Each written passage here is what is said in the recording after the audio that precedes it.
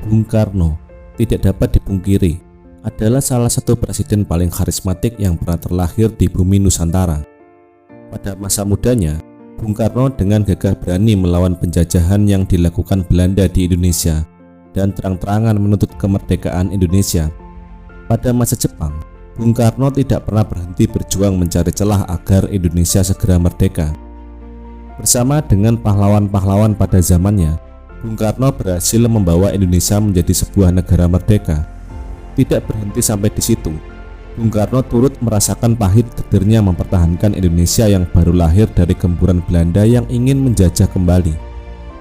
Semua pahit dan manisnya perjuangan pernah dirasakan oleh Bung Karno, mulai dari dipenjara di Sukamiskin, dibuang ke Indi dan Bengkulu, hingga ditangkap dan diasingkan Belanda pada masa agresi militer. Pada akhirnya, kita sebagai generasi penerus bangsa ini tinggal menikmati perjuangan yang telah dilakukan oleh sang putra fajar.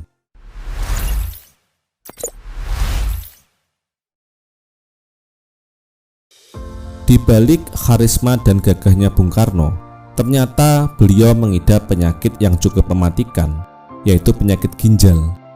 Penyakit ginjal ini yang pada akhirnya mengakhiri kisah perjalanan Bung Karno pada tahun 1970. Detik-detik mengenai wafatnya Bung Karno ini dikisahkan secara cukup detail oleh Peter Kasenda, penulis buku Hari-Hari Terakhir Soekarno. Dalam buku biografi Bung Karno Penyambung Lidah Rakyat yang ditulis oleh Cindy Adams, kita dapat mengetahui fakta bahwa Bung Karno sebenarnya sudah mengidap gangguan ginjal sejak zaman Jepang, tepatnya tahun 1943. Di buku tersebut, Bung Karno mengisahkan bahwa dirinya mengidap dua penyakit sekaligus, yaitu malaria dan ginjal. Penyakit ini tentu saja menyiksa Bung Karno. Bung Karno menceritakan bagaimana ketika penyakit ginjalnya mulai kambuh sebagai berikut. Lagi pula, aku menderita sakit ginjal. Sering aku harus meringkuk di kamar merasakan sakit yang tak terperikan. Terkadang aku berkeringat dingin, dan bahkan aku harus berjalan terlatih-tatih masuk mobil. Penyakit ginjal ini terus dirasakan Bung Karno dan semakin bertambah parah setiap tahunnya. Pada tahun 1961, Bung Karno sakit keras. Beliau dibawa ke Wina untuk berusaha dikeluarkan bantu ginjalnya. Di tahun itu sedang terjadi upaya pengembalian Irian Barat. Karena berbagai alasan, sakit ginjal Bung Karno masih belum bisa disembuhkan sepenuhnya. Para dokter sebenarnya sudah menyarankan kepada Bung Karno untuk melaksanakan prosedur transplantasi ginjal.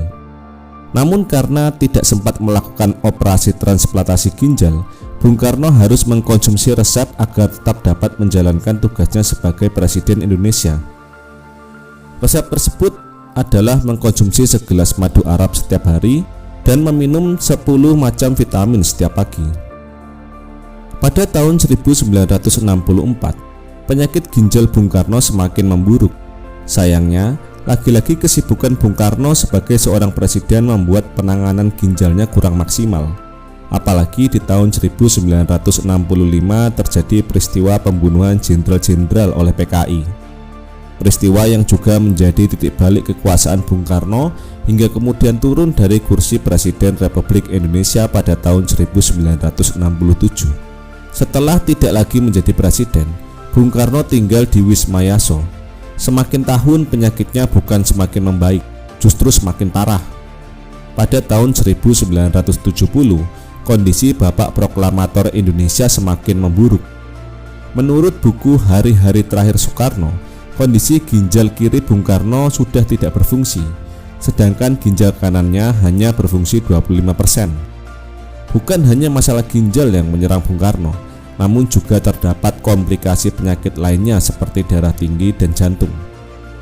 Karena gabungan dari penyakit yang semakin parah, penanganan yang kurang intensif, dan usia yang semakin menua, maka pada tahun 1970 Bung Karno menghembuskan nafas terakhirnya. Menurut buku Soekarno Punya Cerita yang unik dan tak terungkap dari sejarah Soekarno, diceritakan bahwa dalam bimbingan putra-putrinya Bung Karno sempat mengucapkan kata Allah sebelum wafat. Bung Karno telah memberikan sejuta cerita, tidak hanya kepada bangsa Indonesia, namun kepada seluruh dunia. Namanya akan selalu dikenang dan menjadi bahan kajian hingga kapanpun.